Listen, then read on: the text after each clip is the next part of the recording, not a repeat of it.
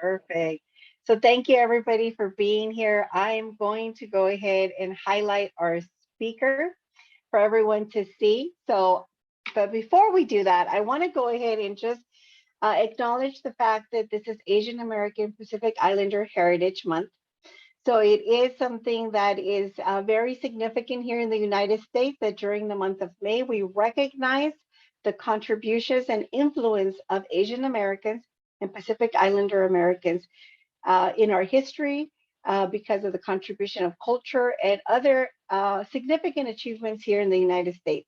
So this actually started with President Jimmy Carter, who signed a joint resolution for the celebration to start in October 5th of 1978. So this is something that's has been a recognition that's been happening for a very long time. And the CARE office is acknowledging Priya Lakireddy in regards to being our female role model for this month, wanting to go ahead and give everyone who's watching this an opportunity to get to know someone in the community here on our campus and kind of see how you can relate to Priya. And so I have a little biography that I want to read um, about Priya. So I am going to highlight Priya a little bit here. Hopefully, don't get too embarrassed, but I think it's important for folks to get to know you a little bit better. So Priya Lakireddy currently serves as an assistant regional director, small business develop in the Small Business Development Center, Office of Research and Economic Development at UC Merced. Bria has been an active member with UC Merced, specifically with staff assembly since you started here in 2014. You've served as the co-chair for events and outreach, co-chair for fundraising, vice president in Junior CUCSA, which is a council for the Council for UC staff assemblies. UC staff assemblies. Thank you. I just realized that people might not know what CUCSA stands for. And then currently right now served also as president and senior CUCSA delegate. Again, that was between 2019 and 2020. And finally, as past president between 2020 and 2021 academic year. During your 2 years with CUCSA, you worked with fostering flexible work culture, delegation, and succession planning delegation, and advocated for equitable policies for all staff. During your tenure here as vice president, you also helped create New Staff Excellence Award for Diversity, Equity, and Inclusion in 2018. And you also were the first, you also provided, well, you are actually honored in 2019 with that award. So that's a very wonderful recognition from your peers. As president, you also created, were on top of the search advisory committee for UC Merced Chancellor. So that was a great recognition that we had a staff voicing you were a representative. Also, you provided assistance with planning and hosting the system-wide CUCSA meeting at UC Merced in March of 2020. You collaborated with the Office of Equity, Diversity, and Inclusion and the Chancellor's Organization to introduce virtual leadership chat as a way for staff to directly hear from and connect with senior leaders on campus and during early months of the pandemic. Last year, you volunteered for the Valuing Black Lives Task Force, Student Support and Policing, and Anti-Black Violence Subcommittees. Also, Priya, you are a current member and co-chair for the Police Advisory Board. I know that you also, again, were recognized. I do want to highlight a couple of other recognitions. You were the UC Merced 2020 Staff Excellence Award for Diversity, Equity, and Inclusion. And also you were a recipient of the Kevin McCauley Outstanding Staff Award in March of 2021. And Priya holds a BS in Management of Information Systems from the University of Missouri, St. Louis, a master's in education with an emphasis in higher education administration and leadership from Fresno State. Born and raised in Hyderabad, India, Priya is also multilingual in Telugu, Hindi, and English. After moving to the US, you've lived in Atlanta, St. Louis, New York, and you've now been here since for well over, I think, 12 years. You've been in Merced. You enjoy watching movies, listening to music with your three children and your husband. So welcome and thank you for being here. We're very excited to have the student body have an opportunity to get to know you a little bit better. So thank you for being here, Priya. Thank you so much for inviting me today. I appreciate all that your office does and you all do for this community and for the university. I appreciate it. Thank you. And so our questions, I think one of the things is it's a very casual interview that we're doing with you. It's really an opportunity for our audience, our students, and even our staff to get to know you a little bit better, because I think a lot of us were so busy doing a lot of things that we don't really get to know each other. We don't get to know staff that are here on campus that are doing great and wonderful things. And the purpose of our Firme Role Model is really to also not only talk about all the great things that you're doing, but also to emphasis on how your culture, how your multiple identities contribute to your success as a professional here at UC Merced. So the question that I have for you is, what were your experiences growing up? And also, I think is helpful because you have multiple perspectives, because not only growing up here, but also growing up in India. So can you please share any experiences growing up? How did your identity impact your career decision? Well, wow. Yeah. I have to go back from the beginning. Like you said, I was born and raised in India. So I was 18 when I moved to the US. So almost like a young adult. But growing up, I grew up in a very traditional family, very conservative family. My mom to this day does not drive. Right. She never worked outside of the house. And I'm the only daughter among, my dad has 4 brothers and 1 sister, and I'm the only daughter. They all have 2 boys. I have 2 brothers, but I was the only one girl so there were a lot of expectations on me to be like this sensitive, um, abiding daughter, and I had to listen to what people said, and there were all these expectations, and I don't think I ever met up to any of those expectations. Typically, if I like laughed a little louder, my parents or my neighbors or friends would, don't laugh like that, be more girly like, and I was like, no, this is who I am. So from a very young age, even though my culture told me to be a certain way, and I'm not saying it was right or wrong, it was just the way it is. And so I always felt like I didn't belong there. I was always getting not into trouble necessarily, but always ruffling a few feathers here and there. I would always question things like girls have to cook and clean the house, and then boys could go outside and play. And my mom would be like, do this. And I'm like, well, why are my brothers doing this? So got me into trouble a little bit. And then I come here and it's like, what? I can do this and I can do that.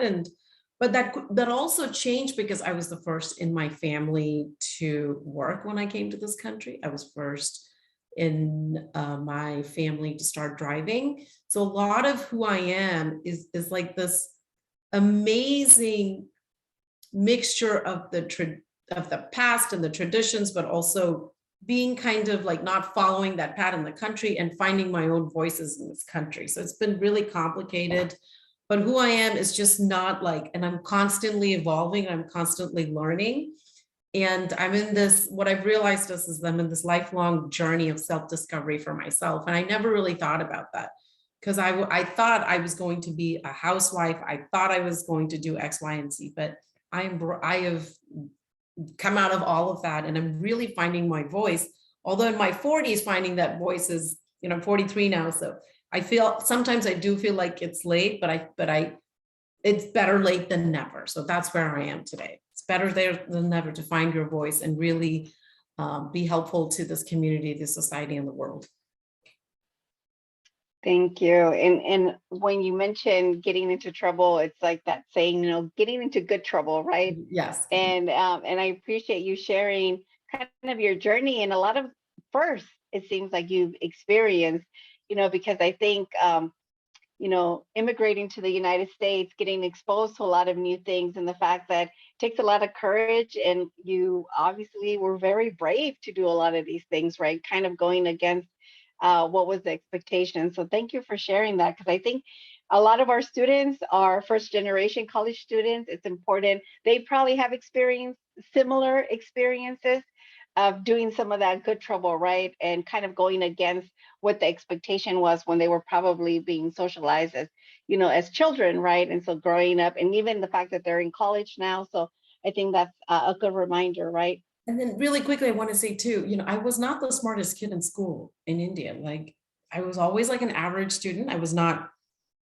an A in India, like you have to get like over 95% to be considered really smart. So what happens is in India, again, I'm not saying this is right or wrong. This was my experience. Mm-hmm. If you're not the number one or two in class, like you're on your own sort of thing. So nobody ever told me what an amazing student I was. So I carried a little bit of that I'm not good enough kind of guilt. And when I came here going to a community college, I thought, oh my gosh, I'm going to community college when my peers are off to like these Mm-hmm. amazing schools. But I learned so much through that process. So it's not where you start, or it's not what Mm-hmm. people are telling you how good you are or not. You have to believe in yourself. Like that's what I really learned when I came to this country. It's that I am good enough, regardless of what people think or what I score on a test. And I never took the ACT, SAT when I came to this country. So I was kind of, I had to go to a community college. And so when the UC made the decision to not have the ACT or SAT admissions, I was cheering. I'm like, I wish I were a student now, because it's Mm-hmm. really, there's something you cannot quantify in a test that you have through your lived experiences. So and then I went to a regular school in St. Louis, but I've learned so much throughout that process. So I don't want anybody to feel like whatever their high school grades are, they're supposed to mean something. There is Mm-hmm. opportunity everywhere. And if you want to pursue something, go ahead and do it regardless of what people say. Thank you. Great reminders, right? Because sometimes we think that we're not good enough, or one experience might push us to have this perspective of ourselves and how we hold up space. But that's a great reminder that, it's something that you have to believe it. And this is your space, right? You earned your right to be here. And I'm also glad that you talked about community college, because we also do want to encourage people to transfer and people to come from a community college, right? And so I think that's something that's really significant, because sometimes transfer students, don't necessarily feel as included Yes. in the experience of college, but it is something that, you still have to navigate similar issues that some of your peers have to navigate as well. So one of the things is that I think it's important for students that are watching this to really get an idea of how your culture, how your identities have shaped your current career or your experience in higher education. So you started back in 2014. I know that you went specifically, your master's is in higher education. So how did that evolve, and how do you connect that back to to any of your identities? So in 2014, when I moved to Merced in 2009, and I didn't work for about 5 years because I had young children. And it was really important for me to find my own voice. Merced can be, when you're not from here, it can be very isolating. So it felt though as if I needed to get out to get to know more people. So I applied and I interviewed for several jobs, and I got a job at UC Merced. And then when I got there, it's like, oh, how do you get to know someone? What does sense of belonging mean? How do I belong to the space? Because when I was in St. Louis, I was the vice president of the Telugu Cultural Association. So I was very involved in culture, and, culture, food, music brings people together. So I was looking for Mhm. opportunity on our campus. Where is that one space where people are gathering and maybe doing some events, and where I could participate? And immediately I was drawn to staff assembly, and I talk about in all my experiences now, when I tell other people, it is where I really met lifelong friends, people that I care about, people that care about me. And again, you just have to just listen. I started with events because something I really truly enjoyed was like doing events and going to events. I'm like, why not start there? But I attended meetings first. Before I did anything, I attended meetings. So you quickly realize it's not also about doing events, it's about collectively getting together to discuss issues that we can all work on to make our voices heard. So then I did the events and fundraisers, and throughout that I learned, as you progress, you keep learning, people because you're putting yourself out there, you're talking about the benefits of joining affinity groups, cultural groups, and the more I did that, the more of my voice I found. And I'm like, you know what? I think my purpose in life is to really help people, to listen, because not everybody is going to be vocal. Not everybody wants to say out openly. So it's reaching out, having those small discussions, reaching out to folks and saying, tell me what you're thinking, tell me what I can help you. And for me, what the other thing that was really important is that closing that loop of conversation. If somebody came to me looking for something, I realized that it's not just enough to say, okay, I'll do this or you go there. When you do that, get back with them and say, hey, how did that go? Did that help you? Can I do anything more? So it's been an amazing, I don't know what your original question was. I digress. No, I think that's, you're kind of giving some towards the end where we asked about what's the advice. You're giving a lot of the advice, but I think one of the things was just what motivated you. So you moved here, but what motivated you to actually move into higher education, to get a master's in higher education, for To get a example? master's. Yeah. So when I first started, my job was to literally open doors. I was in the Promenade building and I was buzzing the door for people to come in. And I quickly realized, okay, people have more experience than I do. And how do I move up? Because I just was not going to I was just not going to keep opening doors. Although that has become like a metaphor in my life. Like I literally open doors for people to come in and have opportunities. So I was researching programs. As I said, I have 3 children. And one of the things was, how do I balance that work life? You know, it's important. Like I can't do a full-time because I really wanted to work. Can't do a full-time master's. And I didn't take the GRE. I'm afraid of taking tests. So it's wonderful that there are institutions of higher ed that remove that barrier for entry into higher ed. So that's very specifically why I chose the master's program. And because the things I was doing with staff assembly, and it was like, oh, I'm developing as a leader. And I thought the program offered what I was looking for. So that's how I made the decision. Yeah, because you see what people are doing. You know, one of the things that, you know, you go on LinkedIn and you see where people get their degrees and where they're going and how they moved in their career. I looked at all of those things and I said, I will go to Fresno State, and I commuted twice a week to Fresno State for 2 years. It was a lot, but it's one of those things that I think really what I learned so much in that program, just not only about research, but also like the model minority myth. I had no idea that that was such a thing. And to know that, and you sit there and go, wow, this is what I've been feeling sometimes. So I could put words to the feelings that I was having or the experiences I was going through. And that's how I made the decision. So in order to move up in my career, to have that credential, because credentials are important in higher ed. Higher ed is very credential oriented. So very few people, you know, if you want to be a chancellor, you have to have those credentials, right? You want to be a vice chancellor, you have to have those credentials. So it's just like slowly with time, I was like, okay, I need to do this, and maybe I'll do an EDD program one day. I don't know, but those were, and the choices I made, because like I said, because I was not the smartest kid in India, because people always told me you can't be a doctor, or you can't be a lawyer, or you can't be this. So it was always like, oh, you were going to be an administrative professional. You're going to be an accountant, is what I was always told. So even my undergraduate degrees was management information systems. And it's not something that I was really interested in, but it was kind of like, you know, that you'll have a good job if you do this sort of. So that's why I did it. And the culture was, you know, it had a huge influence on what I did, because my job was to be a mother first. I was always told, take care of your children. And so I found a job that allowed me the flexibility. And because summer, you know, winter, we have Christmas, that winter break off. So I looked at all those things and said, okay, that's the place I want to be. And I have to tell you, I love working in higher ed. The students, just the vibe on campus, the activity that goes on, it just, I wish I were a student. I wish I were a student now. But my career choices were hugely influenced by my family and what I was being told. And I wish sometimes I could do things differently, but I'm really Mhm. happy, regardless of what happened. I'm really happy where I am. And I know I still have a long career ahead of me to make all my dreams come true. It's just finding my voice, and I'm getting there.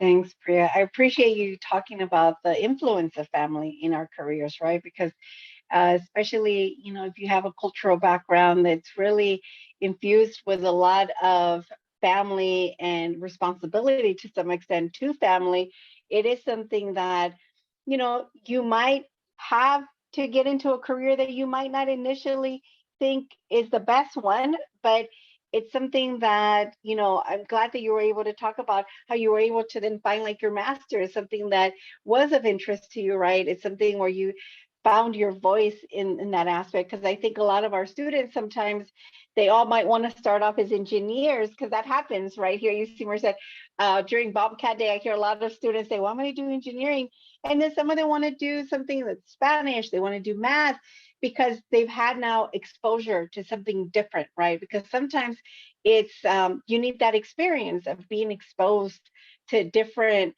opportunities for careers or even majors, right? I wanted to also touch back or give you an opportunity to talk a little bit more about what you mentioned regarding being a model minority, because I think that's something that maybe some students that are seeing this aren't necessarily, this is a new term maybe for them, they haven't experienced it. So can you talk a little bit about that and what that means to you, and what that could mean for our students? Yeah, because like I said, even growing up, I was told, don't look up, don't question men, don't question authority. And when you hear other people talk, particularly about Asian women, they are expected to be a certain way, right? Always smiling and be very calm and be very pleasing all the time and do everything based on their family. And I was like, wow, this is what we're told to do. This is how we're expected to be. And when somebody breaks that mold, I'm sorry, I don't know why my puppy is screaming. No And worries.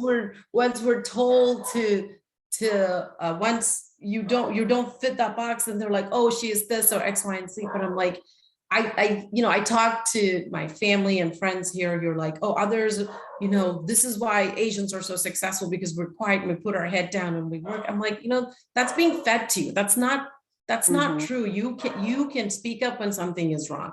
My parents to this day do not think that they're American.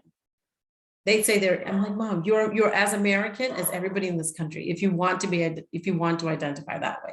So there's always, like, I think model minority for me was a way to make sure that Asians as a group were not going to be involved in politics or in policy. And I'm like, no, that's not it. Don't follow that. Follow your path. Speak up when things are wrong. Thank you. I appreciate you sharing that, because it goes right into our next question, which can sometimes be a little bit of hard or difficult to share this information. But unfortunately, you have probably experienced, or you've seen, or you've heard, um, it could be microaggressions, or it could be direct discrimination, or just challenges, right? So the question really is, can you share how you deal with challenges or discrimination or microaggressions, and how do you overcome those instances, right? My husband's a physician, and I have been in spaces where people will automatically ask me if I'm a doctor. And then I say no. And they're like, oh, you must be a professor. Because when I tell them I work for the UC, I'm like, no. Oh, you must be an administrator. I'm like, no. And in the beginning, it used to hurt a lot, because this is what people think I should be. And I'm like, wow, what am I doing wrong? Why are people? So Hmm. it happens all the time. And when I used to work, I would come in to work, and somebody would smell my clothes and say, oh, did you bring Indian food for lunch today? Right. These were all microaggressions and then if I was talking to my mom on the phone in Telugu, somebody would automatically say, are you talking about me? Like, no, I'm not talking about him, I'm talking to my mom. So all of these things happen. So one of the ways I overcome it personally Mm-hmm. is I use humor to, when someone asks me, oh, are you a doctor? Like, I would say, I'm not a doctor, but if if I needed to do a tracheotomy when the plane is going down, I watch it on Grey's Anatomy and I can perform it on you. And that, right? So Mm-hmm. I find humor, I use humor in most spaces, but sometimes when people are being overtly, Mm-hmm. discriminatory or kind of, then I say, that's not really a nice thing to say. We're not all like that. I remember when I was a little kid, a little boy this was in India too. It happens all the time. It's just not here. These type of aggression towards women or towards others who don't belong to a particular group happens all the time. I've been a vegetarian all my life.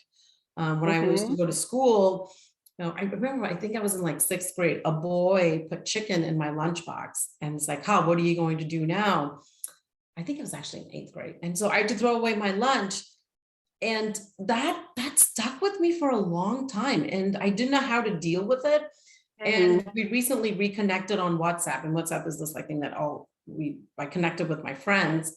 And then he actually apologized for that. So even he remembered after all these years.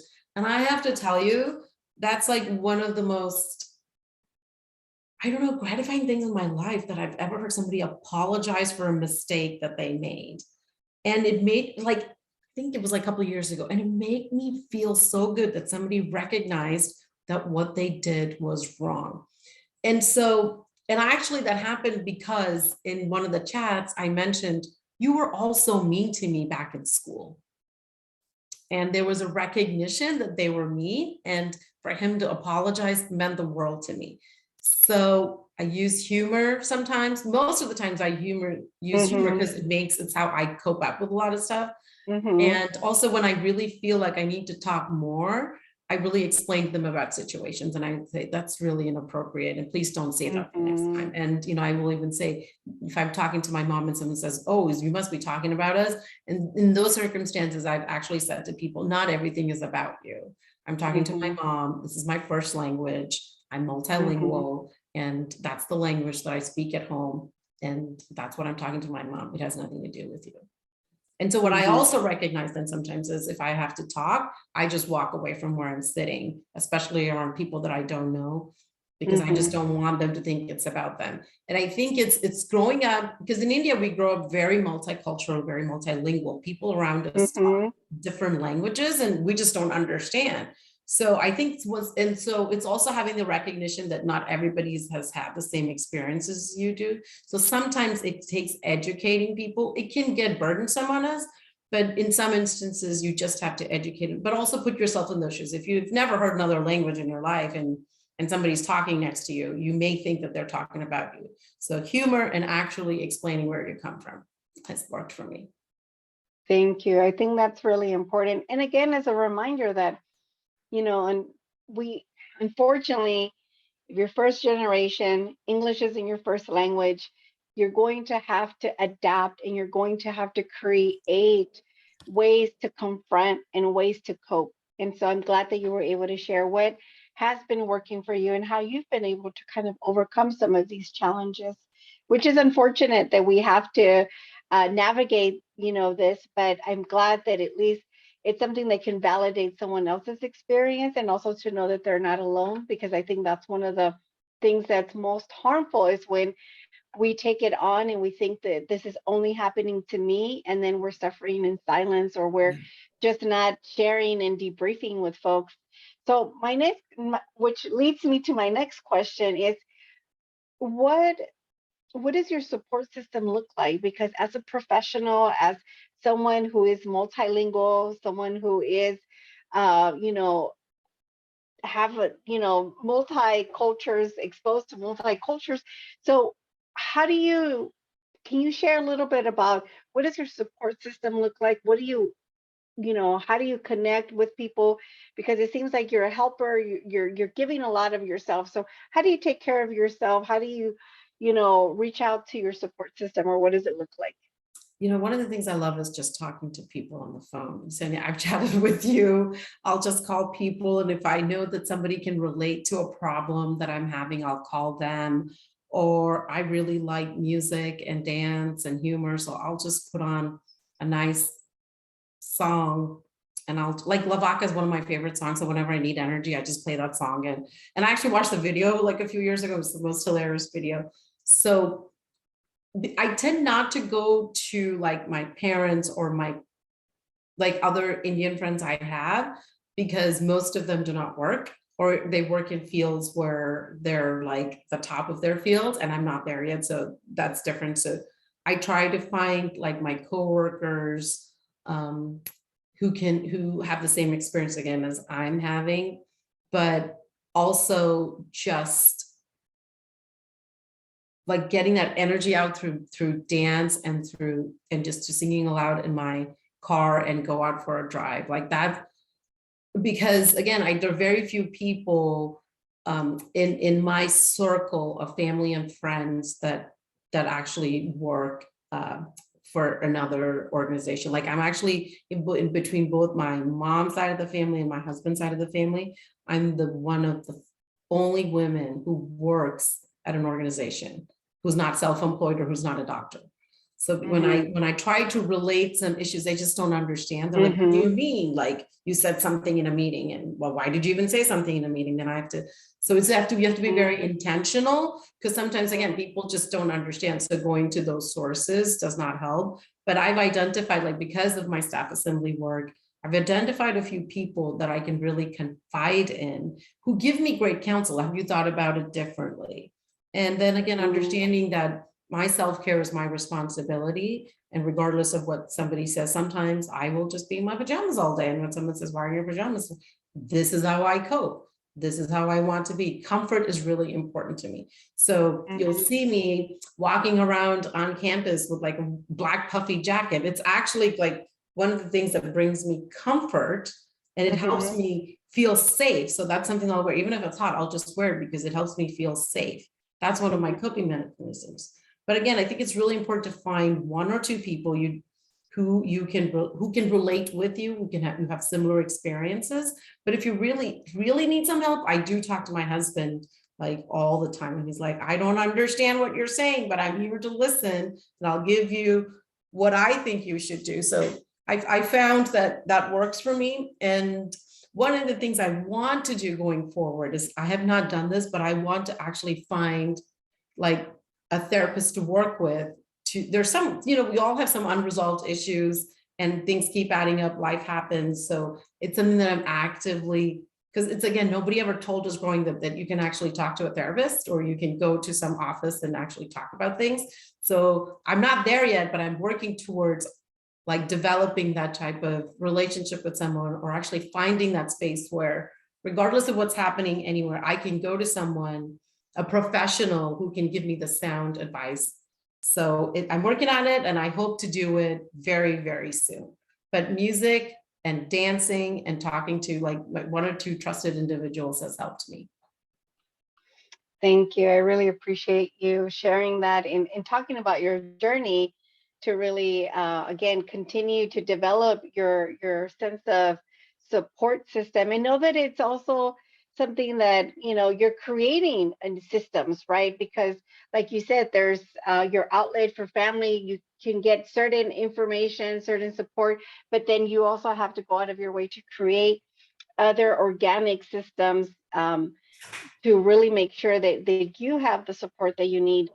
And I'm also glad that you plugged in. May is also Mental Health Awareness Month, because I think a lot of times we have a lot of folks of color that are suffering with various issues, and they could, unfortunately, there's a lot of stigmas within a lot of communities of color in regards to seeking out mental health services. So I'm glad that you mentioned that, because that's significant, right? And it's a process. It takes time. So I'm glad that you're considering it. So that's, I I'm think, actually very have to helpful. credit media for this. Like, I don't mean social media, but just like watching TV and what's happening. And then I'm finally glad that people are talking about mental health as just like as physical health and how important it is. And it's in you know, I'm also a staff advisor to the UC Board of Regents, and we're talking a lot about student mental health. And so that's what I also think, like staff, because we all come from, this country is a melting pot. So all of we don't have a similar experience. We're coming from multi-generational families. We live in multi-generation families, and we're taking care of so many. And the pandemic has really, I think, highlighted the need for all of us to really look at mental well-being as important as physical well-being. And you know, my husband is in his profession. I have friends who are physicians, or seeing a lot of them in their professions, and it's something we're all starting to talk about. So I think mental health literacy is what's missing in this country, and we really need to talk about. Like, it's a literacy. You have to educate yourself. Yeah, which I think it's great. And you're kind of answering a little bit of the final question that I have for you, which is, what advice would you give to undergraduate students? So what advice, I know you talked a little bit right now about even just mental health literacy, so that is something that they can seek out, but any other general information that you think would be significant for undergraduate students to know about? Yeah, you know, and one of the things in my undergrad is I did not know who, to this day, I don't remember, like, I regret not knowing who my professors are. I just went, you know, I had to earn a paycheck. So, but I also needed that degree, so I finished it. But I think it's really, and I tell my kids this too, coming out, when you want to go somewhere, fit is the most important thing. You know, you want your first job, your second job, the fit may not be right. So go find something to do that you're really passionate about. And you won't find that passion right away. You'll have to experiment a little bit. You'll have to jump from one job to the other job. But one of the most important things I've realized is fit is really important. And being happy is the most important thing. If something that you're doing is not working, and if you're not the type of person that is willing to speak up or wants to speak up, the best thing to do is leave that situation, because there's so many different opportunities in this country. And it's never too late to find your passion in life. I'm still figuring that out.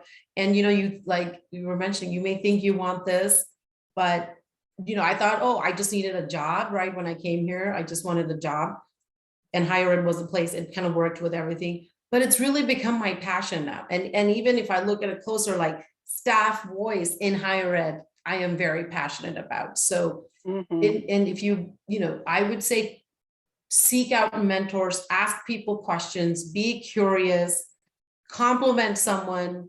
And if somebody is criticizing you, it's not, and you want to, and take feedback graciously. And if you don't agree, just speak up. These are all the things, again, we're all learning.